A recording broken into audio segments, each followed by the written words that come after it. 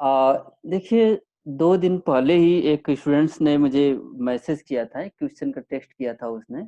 बोली कि सर हमें एक क्वेश्चन का प्रॉब्लम है, तो उसी क्वेश्चन से मैं स्टार्ट करना चाहता हूँ और हमें लगता है कि वो क्वेश्चन कॉमन हो सकता है। और एक मैं सबसे रिक्वेस्ट कर रहा हूँ कि आप लोग क्वेश्चन अगर प्रॉब्लम हुआ करे तो आप लोग सेंड कर दिया करिए। क्योंकि वह क्वेश्चन सिर्फ आपके लिए बेनिफिशियल नहीं होता है, वो मेरे लिए भी होता है, आपके जूनियर के लिए भी होगा। और एक बात है कि मैं रिप्लाई करूँ ना करूँ, कभी टाइम मिलता है तो रिप्लाई कर देता हूँ, नहीं टाइम मिलता है तो नहीं रिप्लाई करता हूँ। और उसके स्टूडेंट्स का बहुत ही अच्छा क्वेश्चन था। जो क्वेश्चन उसने पूछा उसका कहना ये था कि ये क्वेश्चन है, कहा कि सर, उसने कहा कि सर एक डम्ब चाइल्ड है, मतलब कि चाइल्ड भी है और साथ-साथ में डम्ब है। 2 का देखिए 2 कंडीशन है। पहला कंडीशन क्या है कि जो बेबी है या बच्चा है, माइनर है, मान लीजिए 10 साल का है, 10 साल का चाइल्ड है और साथ-साथ में डम्ब है। तो कौन सा सेक्शन एप्लीकेबल होगा? क्वेश्चन कहता है कि व्हिच सेक्शन या सेक्शंस विल बी एप्लीकेबल। तो हमने क्या किया कि उसी क्वेश्चन को मैंने व्हाट्सएप से इसको लेकर के यहाँ कट पेस्ट कर दिया हूँ, टाइप नहीं किया हूँ, और जो मैंने वहाँ रिप्लाई किया था स्टूडेंट्स को, वही मैंने उसको भी यहाँ पे कट पेस्ट कर दिया हूँ। मैं भी कामचोर हूँ, बस इसी तरह काम निकाल लेता हूँ। तो इसने क्वेश्चन उसने पूछी कि सर ये कौन सा सेक्शन अप्लाई होगा? और नेक्स्ट पॉइंट ये था कि what he will be considered as a dumb witness और ए चाइल्ड विटनेस। क्या उसको डम्ब विटनेस कंसीडर किया जाएगा या चाइल्ड विटनेस के रूप में कंसीडर किया जाएगा? ये उसका पॉइंट था। अब इसका पॉइंट मैं ये बात बता दूं, मैंने रिप्लाई किया कि 118 जनरल है। जनरल का मतलब वो सब पर अप्लीकेबल होता है। सब पर अप्लीकेबल होने का मतलब है, मान लीजिए कि अगर पांडे जी की उम्र हो गई है 25 साल, अब उनकी अंडरस्टैंडिंग ही नहीं है। उम्र कितनी हो गई है? 25 साल, but he is unable to understand the question. तो क्या सिर्फ 25 साल की उम्र होने की वजह से हम कॉम्पिटेंट मान लें? नहीं। हम 25 साल, 30 साल, 50 साल होने की वजह से किसी को कॉम्पिटेंट नहीं कर सकते। और कोई बच्चा अगर 10 साल का है लेकिन वो समझ रहा है तो उसको हम इनकम्पिटेंट भी नहीं कर सकते। तो मतलब कि 118 का पहले कंडीशन फुलफिल होना चाहिए, चाहे कोई मेजर हो या माइनर हो, चाहे ओल्ड हो, चाहे डिजीज हो, ल्यूनेटिक हो, कोई भी हो, 118 का क्वेश्चन कंडीशन अप्लीकेबल होना चाहिए। 118 का सिंपल सा कंडीशन ये था, क्यू एंड ए। क्वेश्चन मतलब क्वेश्चन समझने की अंडरस्टैंडिंग हो, और जो आंसर का जो रिप्लाई है वो रिप्लाई रेशनल माइंड में, रेशनल रिप्लाई होना चाहिए। अगर क्यू और ए सेटिस्फाइड हो रहा है तो दैट इज द सफिशिएंट। तो अब हमने देख लिया कि अगर क्यू एड सेटिस्फाइड हो रहा है तो चाइल्ड भी कॉम्पिटेंट है, क्योंकि वहां पे वर्ड एक यूज हुआ है कि he is unable due to the tender as.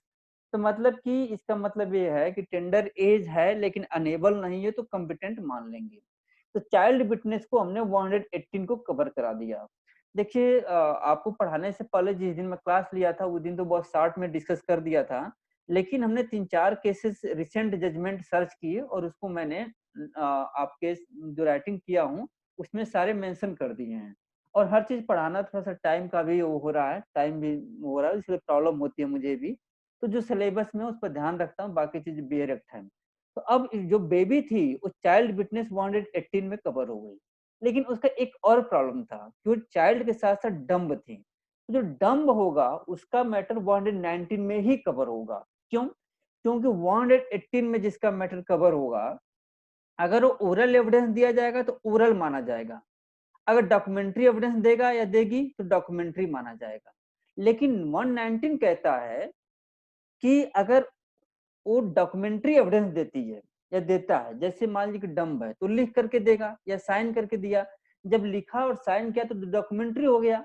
लेकिन फिर भी लॉ मतलब डिम्ड कर रहा है, जो फिक्शन के थ्रू क्रिएट करके उस डॉक्यूमेंट्री एविडेंस को ओरल एविडेंस ट्रीट कर दे रहा है। तो मतलब आंसर ये हुआ कि उस बेबी को डम्ब विटनेस की तरह ट्रीट किया जाएगा। और जब कंडीशन अप्लाई करने की बात आएगी तो दोनों सेक्शन अप्लाई होगा, सेक्शन 118 अप्लाई होगा। 118 के 2 कंडीशन है, understanding the question and reply the rational answer. And 119 is that he can give the evidence by writing or sign in this way, that was the matter। तो ये reply है उस student का, और मैं लगा कि वो भी समझ गई होगी, आप भी समझ गए होंगे। अब हम नेक्स्ट पॉइंट स्टार्ट करते हैं, 120 से स्टार्ट करते हैं। 120 से जब हम स्टार्ट करते हैं तो 120 का एक 120 और 122 में स्टूडेंट्स कई बार कंफ्यूज रहता है। तो 120 122 में मैं डिफरेंस बनाया हूँ, लेकिन अभी डिफरेंस डिस्कस नहीं करूंगा। जब 122 डिस्कस करूंगा तो वहां पे मैं आपको डिफरेंस डिस्कस कर दूंगा। तो आप जान जाइए कि 120 क्या है। 120 जो है कुछ भी नहीं है, यह सिर्फ एक डिक्लेरेटरी नेचर है। डिक्लेरेटरी नेचर का मतलब कि चीजें एग्जिस्ट कर रही हैं, फिर भी हम उसको डाउट क्लियर करने के लिए हम यहाँ पे मेंशन कर देते हैं। अब हमने अभी आपको कहा कि चाहे हस्बैंड हो, चाहे वाइफ हो, चाहे ल्यूनेटिक हो, चाहे माइनर हो, चाहे डम हो, सबके मामले में 118 अप्लाई होगा। Understanding the question and replying the rational answer. अब 120 की जरूरत क्यों पड़ी? देखिए, हम कंट्रोवर्सी में तो नहीं जाना चाहते हैं, लेकिन एक बार जो वो लिखते हैं, क्या बोलते हैं, तुलसीदास जी लिखते हैं कि कैसे लिखते हैं कि शूद्र नारी ताड़न के अधिकारी, कुछ ऐसे लिखते हैं। उसका इंटरप्रिटेशन हम लोग गलत समझते हैं, वो जिस सेंस में हम लोग समझते हैं उस सेंस में नहीं है, उसका इंटरप्रिटेशन बहुत ही अच्छा है, वो सेंस हम लोग गलत है, तो उसका अलग चीज है। पहले क्या हिस्ट्री में होता था, आप जुरिस्प्रूडेंस में एक चैप्टर होगा, जुरिस्प्रूडेंस में चैप्टर लीगल पर्सनालिटी का चैप्टर है। लीगल पर्सनालिटी को सामान्य ने, कई आथर ने, जुरिस्ट ने डिफाइन किया है। तो लेमैन की भाषा में अगर कोई पूछे कि लीगल पर्सनालिटी क्या है, तो legal personality is that, legal personality means A personality which is conferred to the person or to the juristic persons। देखो, पर्सन और juristic पर्सन में अंतर आएगा। टू द ह्यूमन बीइंग और अदर पर्सन, जैसे हम देखते हैं कि आइडल है, आइडल को हम लोग क्या करते हैं, पर्सन के रूप में ट्रीट करते हैं, ट्रस्ट होता है इस तरह के मैटर को। तो मतलब कि जो व्यक्ति के खिलाफ सूट फाइल किया जा सकता है और जो व्यक्ति सूट फाइल कर सकता है, उस मामले में उस व्यक्ति को हम लीगल पर्सन मानेंगे, लीगल पर्सन ट्रीट करेंगे। तो पहले क्या होता था, जब आप पढ़ेंगे लीगल पर्सनालिटी का जुरिस्प्रूडेंस में डेवलपमेंट, तो शुरू शुरू में महिलाओं की कंडीशन और दासों की कंडीशन एक ही थी। महिला और दास दोनों को कभी भी लीगल पर्सनालिटी दिया ही नहीं गया। क्यों? जैसे मान लीजिए कि होता था कि वुमेन को हम प्रॉपर्टी के रूप में ट्रीट करते थे। जब आप देखे होंगे, जब 497 जब अनकॉन्स्टिट्यूशनल डिक्लेयर हुआ था, तो एक कोटेशन आया था ऑनरेबल जस्टिस दीपक मिश्रा का, एक स्टेटमेंट था, बहुत ही पॉपुलर स्टेटमेंट था उस जजमेंट में। ऑनरेबल जस्टिस दीपक मिश्रा जी ने कहा था कि women is not property of husband. मतलब women is not property of husband means women, wife is not property of her husband. ये बहुत ही लैंडमार्क जजमेंट था, ये लैंडमार्क कोटेशन था, और इसी कोटेशन के बेसिस पर 497 को अनकॉन्स्टिट्यूशनल डिक्लेयर किया गया। तो पुराने जमाने में ऐसा होता था, जैसे मान लीजिए कि वुमेन के साथ रेप हो गया, तो वुमेन चाह करके भी केस नहीं फाइल कर सकती थी। क्यों नहीं केस फाइल कर सकती थी? क्योंकि उसके पास लीगल पर्सनालिटी थी ही नहीं। अब उसके पास हस्बैंड के पास ऑप्शन था, हस्बैंड केस फाइल करे या केस न फाइल करे। इसी तरह से स्लेव की कंडीशन थी। स्लेव के मामले में भी स्लेव को क्या होता था, स्लेव मतलब कि सेलिंग एंड परचेजिंग का सब्जेक्ट मैटर था। वो ये डिनाई नहीं कर सकता था कि नहीं, I am a human being, you can not sell purchase me, नहीं, ऐसा नहीं था। तो शुरू में क्या हुआ कि वुमेन और स्लेव्स को लीगल पर्सनालिटी नहीं दिया गया। इनके साथ जो भी अत्याचार होते थे, अगर वाइफ है तो वहां पे हस्बैंड के पास ऑप्शन होता था कि केस फाइल करे, केस न फाइल करे, मतलब अपने सब्जेक्ट, अपने प्रॉपर्टी के रूप में ट्रीट किया जा रहा था। तो ब्रिटिश लॉ में ये हुआ कि जब मान लीजिए कि हस्बैंड क्राइम कर दिया, हस्बैंड किसके खिलाफ क्राइम किया, वुमेन के खिलाफ, तो क्या वुमेन अपने हस्बैंड के खिलाफ एविडेंस दे सकती थी? नहीं दे सकती थी। क्यों? क्योंकि वाइफ की जो पर्सनालिटी थी वुमेन में मर्ज कर, वाइफ की पर्सनालिटी हस्बैंड में मर्ज कर जाती थी। तो wife was not entitled to file a case against her husband, wife was not entitled to give evidence against her husband. तो वाइफ के पास कोई इस तरह का राइट रेमेडी कुछ भी नहीं था। इसलिए जब ये नया 120 जब ड्राफ्ट हुआ, तो इसीलिए इसको डिक्लेरेटरी में इसलिए मेंशन कर दिया गया, क्लियरली मेंशन कर दिया गया कि wife is competent witness. Wife is competent witness. तो 120 के दो पार्ट हैं, 120 में सिविल का पार्ट है और क्रिमिनल का पार्ट है। 120 जब स्टूडेंट्स पढ़ता है तो कंफ्यूज हो जाता है, लेकिन मैं क्लियर कर देना चाहता हूँ। 120 के दो पार्ट हैं। एक पार्ट वो कहता है कि party is competent. Civil case में जैसे मान लीजिए कहा कि पार्टी इज कॉम्पिटेंट, मतलब कि प्लेंटिफ डिफेंडेंट्स आर कॉम्पिटेंट। मतलब ये हुआ कि अगर वाइफ प्लेंटिफ है, हस्बैंड डिफेंडेंट है, तो वाइफ जो है हस्बैंड के खिलाफ एविडेंस दे सकती है। आप कहेंगे कि क्या प्लेंटिफ विटनेस हो सकता है? Yes, plaintiff can become a witness. Generally मैं बता दूं आपको, सिविल केसेस में प्लेंटिफ विटनेस होता ही होता है, और भी विटनेस लेकर के आता है, लेकिन खुद भी विटनेस हो जाता है। तो सिविल केस में party can become a witness, ये हो गया। दूसरा पार्ट हुआ कि पार्टी, हस्बैंड और wife of A party is also a competent witness. मान लीजिए कि अखिलेश की पत्नी है और अखिलेश और मेरा डिस्प्यूट हो गया, तो अखिलेश की wife is also a competent witness, she can give evidence in favour of the Akhilesh. Akhilesh के फेवर में वो एविडेंस दे सकती है। Even she is competent to give evidence against Akhilesh. तो मतलब इसके दो पार्ट हैं। अगर वाइफ या हस्बैंड खुद पार्टी है या कोई भी पार्टी हो, वह भी कॉम्पिटेंट विटनेस है। पहला पार्ट ये हुआ, please wait 1 minute, wait wait. पहला पार्ट हुआ, पार्टी अगर है तो खुद एविडेंस दे सकता है, या उसका हस्बैंड वाइफ है तो वो भी एविडेंस दे सकता है। जैसे इस एग्जांपल में अखिलेश की वाइफ भी कॉम्पिटेंट विटनेस है। अब क्रिमिनल केस में आ जाएंगे आप, तो क्रिमिनल केस में आप पूछेंगे कि सर हस्बैंड वाइफ के मामले में क्या होगा।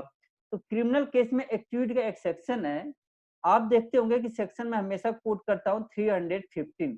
315 कहता है कि acute can become a competent witness.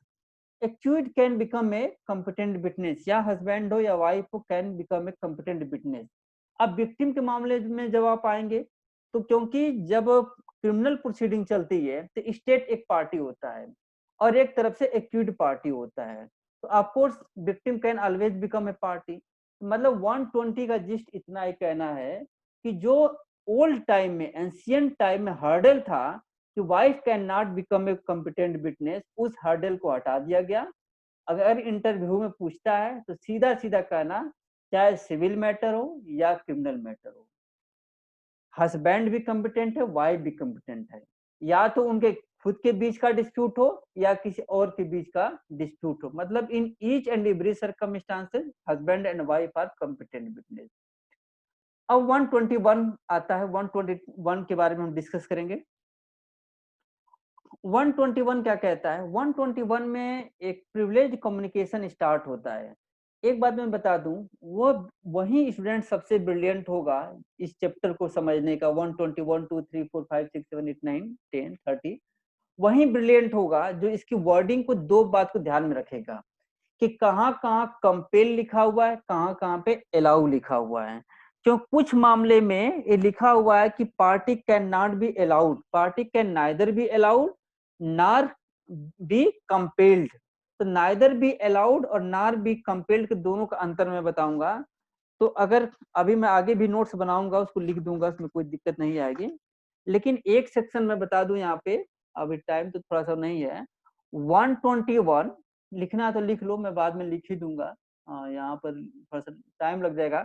121 124 125 129 इन चारों सेक्शन में लिखा हुआ है कि he can not be compelled to give evidence.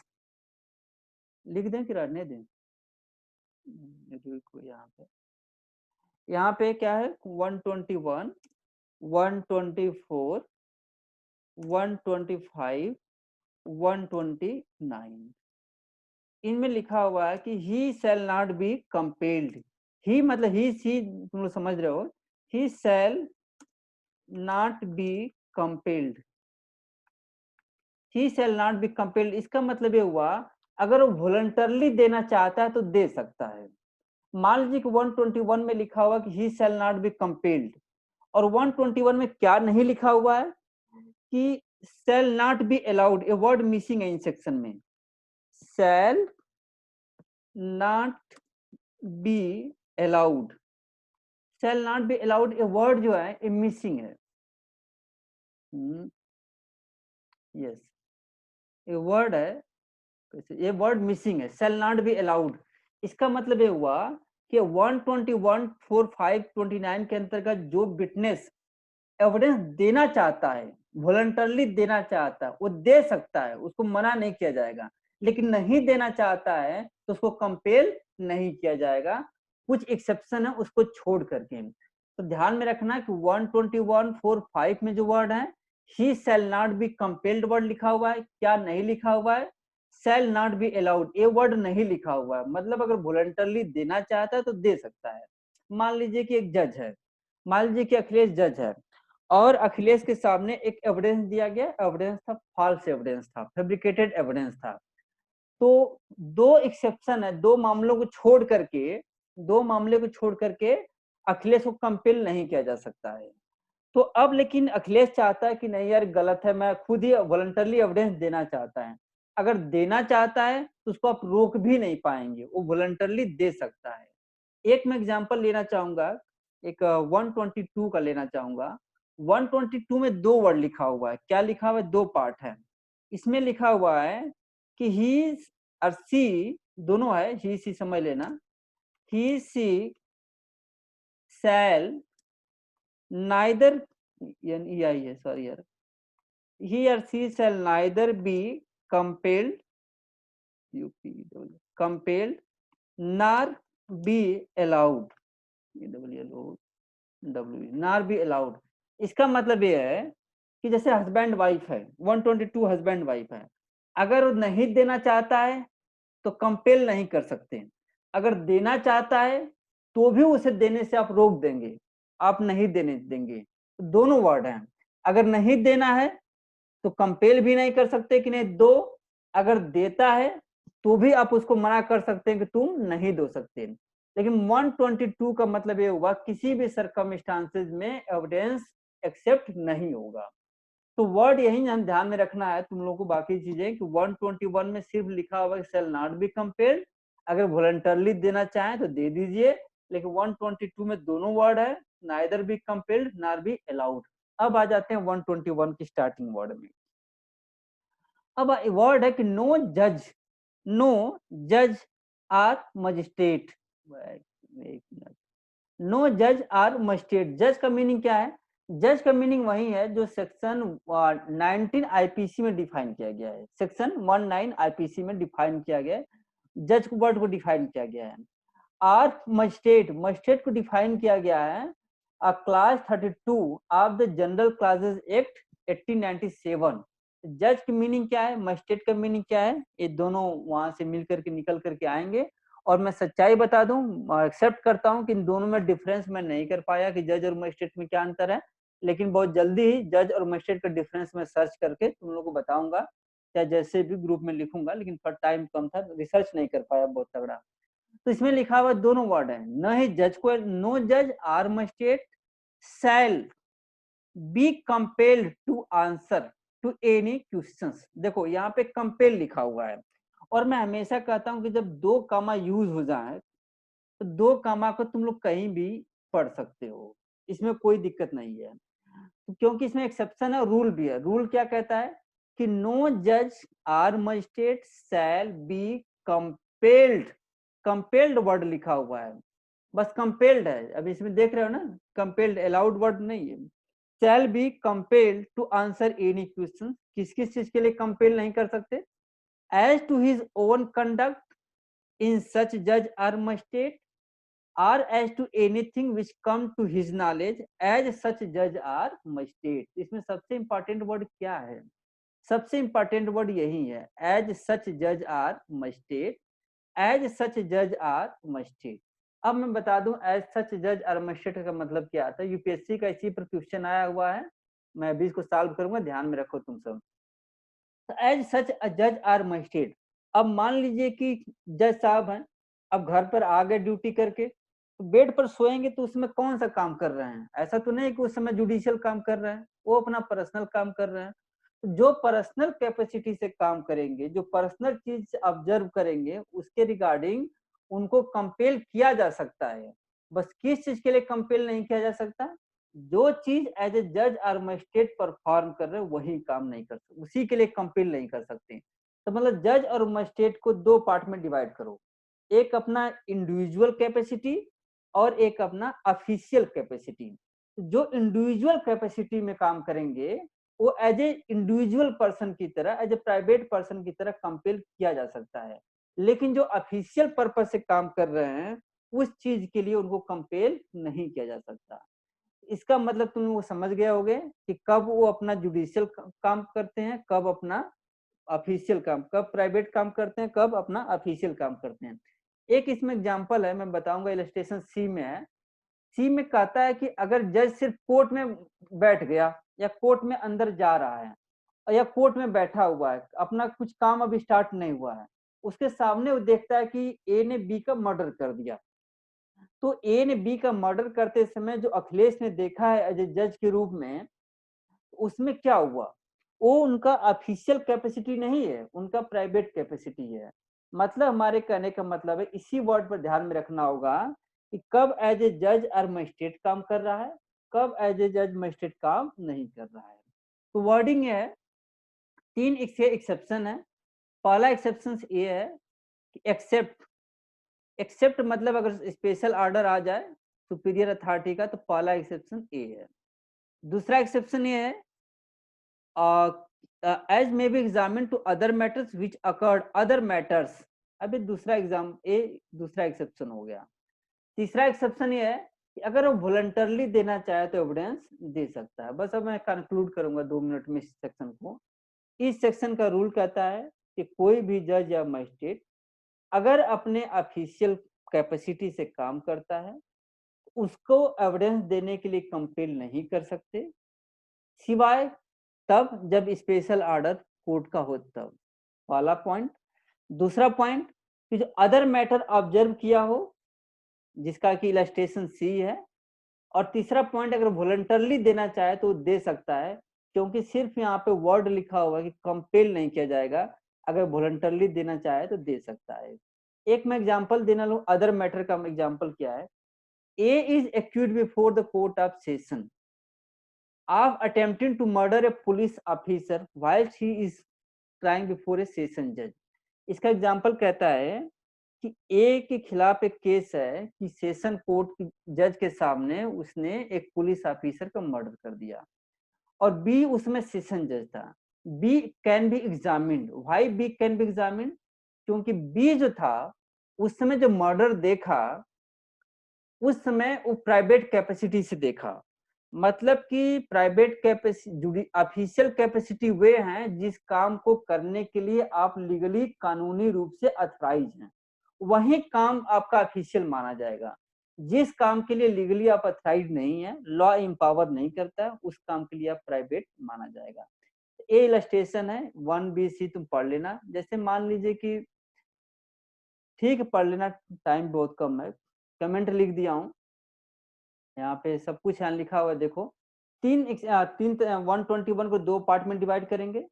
Voluntarily कब होगा, स्पेलिंग गलत है पार्थ, इसको लिख लेना, तो नोट डाउन कर लेना, वॉलंटरली का स्पेलिंग गलत है। अब यहाँ पे अगर वॉलंटरली अगर वो देना चाहें तो दे सकते हैं। पहला सर्कमस्टांसेस है कि अगर वॉलंटरली एविडेंस देना चाहें तो दे सकते हैं। दूसरा इनवॉलंटरली, अगर सुपीरियर कोर्ट का ऑर्डर हो तब आपको देना ही देना पड़ेगा।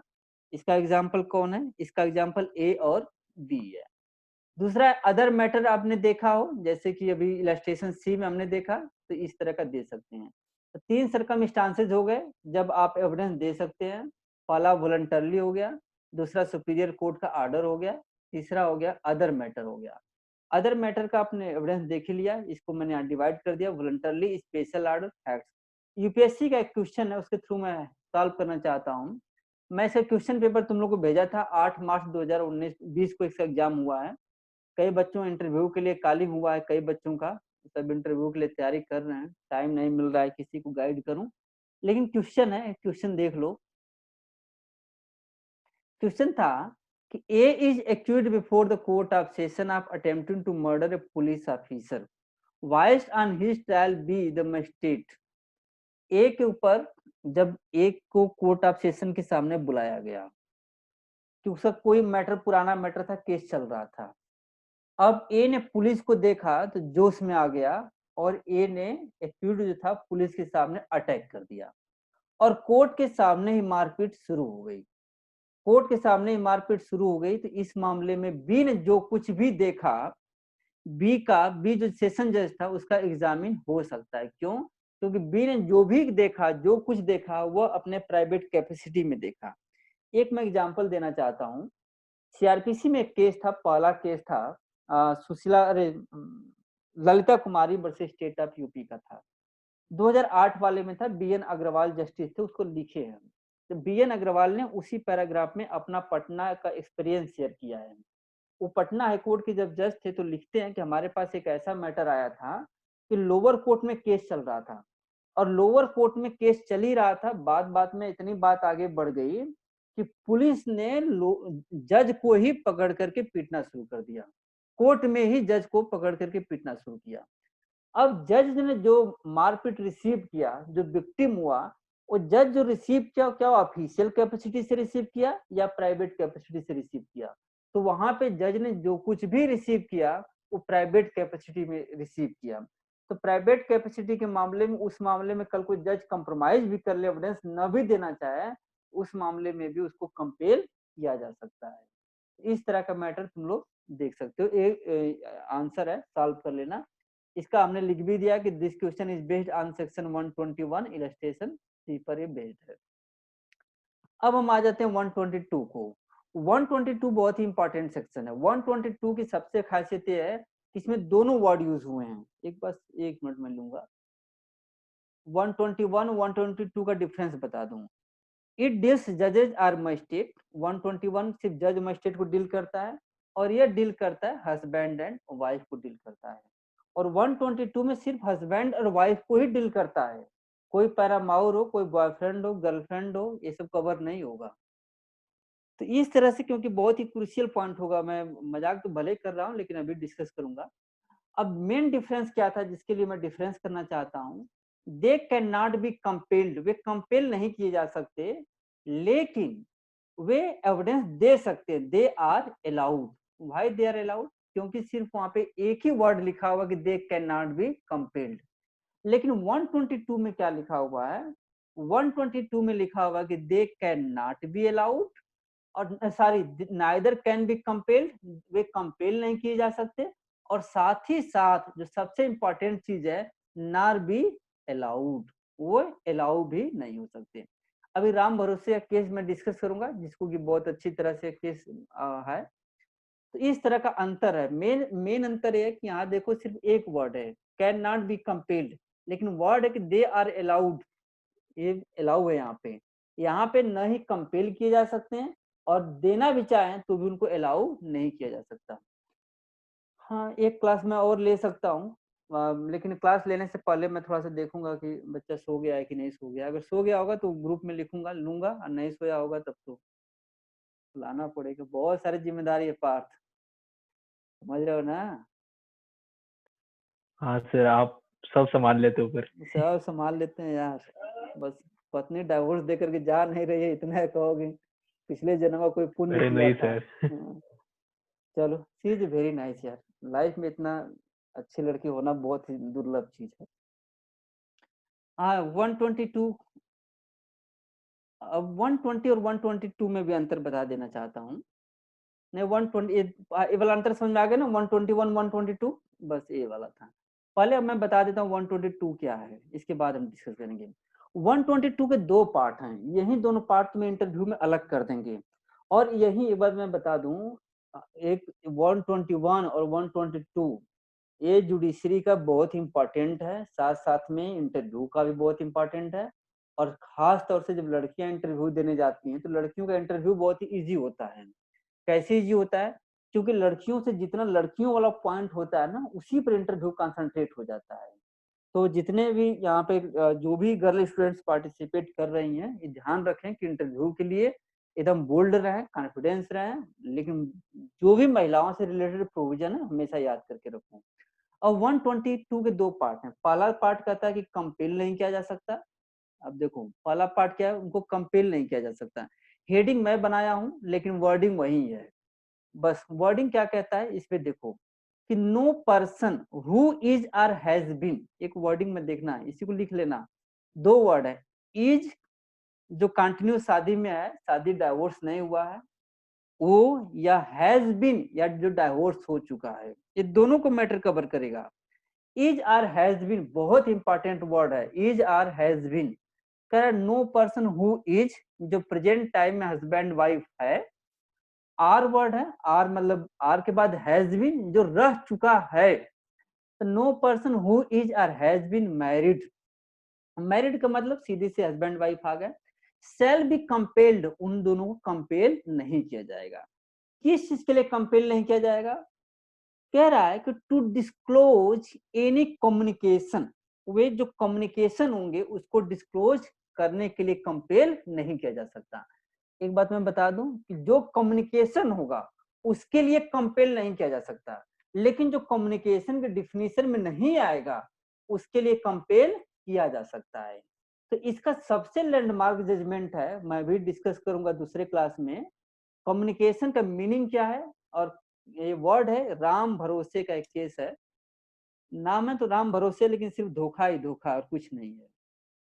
राम भरोसे का एक लीडिंग केस है, राम भरोसे वर्सेस स्टेट ऑफ यूपी का है, सॉरी स्टेट ऑफ यूपी का। इसी में डिस्कस करूंगा कम्युनिकेशन और कम्युनिकेशन और एक्ट में अंतर क्या है। इस केस में कोर्ट ने, आगे बता दूंगा, थोड़ा सा टाइम दे दो मुझे। कोर्ट ने कहा कि इसमें इज और हैज बीन है, कंपेल नहीं किया जाएगा टू डिस्क्लोज एनी कम्युनिकेशन, और वही कम्युनिकेशन जो made during marriage, way communication जो मैरिज के दौरान किए गए हैं। अगर शादी से पहले, जैसे मान लीजिए कि गर्लफ्रेंड बॉयफ्रेंड रह रहे हो और उस समय अपनी गर्लफ्रेंड को बहुत सारी बात बता दी है, बाद में शादी कर लिए, तो जो बात गर्लफ्रेंड के दौरान उसको बताए हो वह बात यहाँ प्रोटेक्टेड नहीं है, उस मामले में वह एविडेंस तुम्हारे खिलाफ दे सकती है। इसका मतलब ये हुआ कि शादी से पहले या शादी के बाद जो भी कम्युनिकेशन हुए हैं उस मामले में हस्बैंड या वाइफ को कंपेल किया जा सकता है और एविडेंस देने के लिए बाध्य होंगे। तो सबसे इंपॉर्टेंट वर्ड यहाँ पे communication made to him during marriage. अब हिम क्यों आ रहा है, हर क्यों आ रहा है? क्योंकि आईपीसी में भी हम लोग डिफाइन किए थे, डिस्कस किए थे, he include she unless and until contrary is disclose. तो जहां जहां गुंडा लिखा रहेगा ऑटोमेटिक गुंडी कवर हो जाएगा, कोई दिक्कत नहीं है। तो ही इंक्लूड सी कवर करेगा यहाँ पे। तो कह रहा है कि made to him during marriage any by any person to whom he or she has been married. तो बाई एनी पर्सन, अगर थर्ड पर्सन को तुम बनाए हो तो वो भी वहां पे प्रोटेक्ट नहीं होगा। इस पॉइंट का जो लीडिंग लैंडमार्क जजमेंट है, ये वर्ड है ना कि by any person to whom he or she has been married. तो वर्डिंग देखो, टू हुम का मतलब क्या होगा? टू हुम से ही हम निकाल करके आएंगे। इसमें जो तुम्हारे सिलेबस में केस मेंशन किया गया है, टीजे पूनन का केस है, MC Verghese versus TJ Panun का। उस जजमेंट को मैं यहाँ डिस्कस करूंगा कि to whom he or she has been married. यहाँ पे क्या किया, दामाद ने अपने ससुर को बहुत गाली दिया, जितना दे सकता था दिया, और जो लेटर में लिख करके देता था, लेकिन लेटर किसको देता था? अपने पत्नी को देता था। अब लड़की अपने बाप का कैसे मान सम्मान का ठेस एक्सेप्ट करे? अब उसने क्या किया कि वो लेटर उठा करके अपने बाप को दे दिया। अब मतलब कि ससुर के हाथ में पहुंच गया। अब ससुर ने अपने दामाद के ऊपर केस फाइल कर दिया। इसका कहना था कि भाई मैंने तो अपने पत्नी को सारा लेटर लिखा है, वे लेटर सिर्फ इसलिए आप एविडेंस नहीं दे सकते।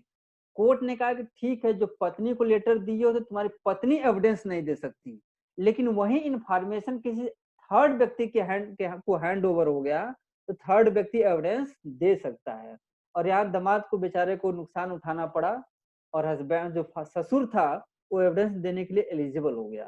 तो यहाँ पे जो कम्युनिकेशन है मेड टू हिम और his her marriage, third person के हाथ में चला जाएगा तो वहां पर वो अलाउ हो जाएगा। इन दोनों केस पे कम्युनिकेशन का मीनिंग क्या है, हम राम भरोसे केस डिस्कस करेंगे, ड्यूरिंग मैरिज का राम भरोसे केस डिस्कस करेंगे, to whom he or she has been married इस पर हम आपका टीजे पूनन का डिस्कस करेंगे, और इज और हैज बीन पर हम टीजे पूनन का केस डिस्कस करेंगे। पहला पार्ट कंप्लीट हो गया कि कंपेल नहीं किया जा सकता। दूसरा पार्ट है परमिशन का, कि उसको परमिट किया जाएगा कि नहीं किया जाएगा। nor shall be permitted to disclose any such communication। such communication, सच का मतलब क्या होता है? तुम लोग अच्छी तरह सच का मतलब समझते हो। सच मतलब कि यहाँ पे ऑलरेडी, सच मतलब ईयर हैज बीन, जो ऑलरेडी मैं पढ़ाता हूँ सेक्शन थर्डली आईपीसी में, जिसमें कि विरसा सिंह के केस में डिस्कस किया गया था कि सच का मतलब क्या होता है, तो वही सच का मतलब यहाँ पर है। सच का मतलब एक पूरा सेंटेंस को कवर कर लेता है। तो ये हो गया कि हस्बैंड वाइफ को जो भी कम्युनिकेशन जो मैरिज के दौरान हुए हैं, वे शादी से पहले या शादी के बाद वे प्रोटेक्ट होंगे, और इस तरह से न ही उनको कंपेल किया जा सकता है, न ही डिस्क्लोज किया जा सकता है। इसे 3 एक्सेप्शन है। पहला एक्सेप्शन है कि दूसरी पार्टी कंसेंट दे दे। जैसे अपनी पत्नी को मैंने वो दिया, कम्युनिकेट किया कि मैंने पार्थ का मर्डर किया है, और वाइफ मेरी कॉम्पिटेंट नहीं है मेरे खिलाफ एविडेंस देने के लिए। लेकिन मैं कहता हूँ कि ठीक है तृप्ति, जाओ एविडेंस मेरे खिलाफ दे दो, ठीक है जाओ तुम्हें जो करना है कर लो, जाओ दे दो एविडेंस। अब मेरी वाइफ मेरे खिलाफ एविडेंस दे सकती है, क्यों? क्योंकि मैंने वहां पे कंसेंट दे दिया है। Unless the person who made it, unless the person who made it, क्यों? क्योंकि यहाँ पे वाइफ भी हो सकती है और यहाँ पे हस्बैंड भी हो सकता है, कोई भी हो सकता है, दोनों कवर होगा। अनलेस द पर्सन कंसेंट दे दिया, या सूट बिटवीन मैरिड पर्सन, मैंने अपने वाइफ ने मेरे खिलाफ केस फाइल कर दिया डाइवोर्स का। उसने केस फाइल किया कि मेरा हस्बैंड क्रूएल्टी करता है, बहुत मारपीट करता है, टार्चर करता है, और बाकी लड़कियों के साथ इधर उधर करता है, अडल्ट्री फिडल्ट्री से 4-5 केस लगा दी। तो उसने मेरे खिलाफ जो केस फाइल किया ये वाला, तो अब मेरी वाइफ मेरे खिलाफ एविडेंस दे सकती है कि मैं उसको मारता पीटता था कि नहीं था। तो पहला पॉइंट है कि कंसेंट से देगा। लेकिन जब मैं one party file suit against other, तो वहां पर भी हो जाएगा। जब सूट वर्ड लिखा हुआ तो सिविल का मैटर होगा, जब प्रोसीडिंग वर्ड लिखा गया तो क्रिमिनल का मैटर होगा। क्रिमिनल का मैटर ये हुआ कि proceeding in which one married person is prosecuted for a crime committed against other women।